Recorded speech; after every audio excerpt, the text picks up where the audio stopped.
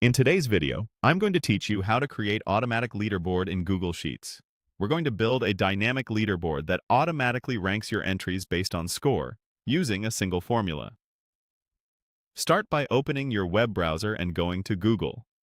In the top right, click the grid icon for Google Apps, then choose Sheets. Open the spreadsheet where your data lives. You'll want a simple table with at least two columns, like a name in one column and a score in another. If you have a header row, that's great. Just remember not to include it in the range you sort, so it doesn't get mixed into your rankings.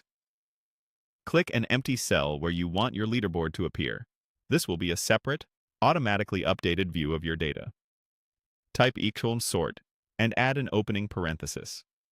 Now, highlight the range that contains the data you want to rank. Drag across all rows and columns you want included, such as names and scores. Keep your selection consistent. The sort will rearrange full rows within that selection so names stay matched to their scores. Type a comma. Next, enter the column index number to sort by, counting within the range you just highlighted.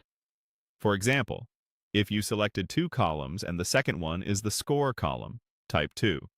Then type another comma and enter false, followed by a closing parenthesis. Your formula will look something like =sort, selected range, 2, false, but with your actual range. Press enter. Here's what just happened. The sort function takes your original data and instantly outputs a ranked version. By choosing the column index for score and using false, you told Sheets to sort in descending order, so the highest scores appear at the top, like a real leaderboard. Your original data stays untouched. The leaderboard is a live, formula-driven view. Anytime you update a score or add a new row within the selected range, the leaderboard will refresh automatically. A few quick tips for accuracy.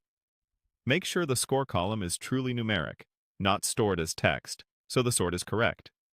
If you have a header, leave it out of the range and, if needed, add a label above your leaderboard manually.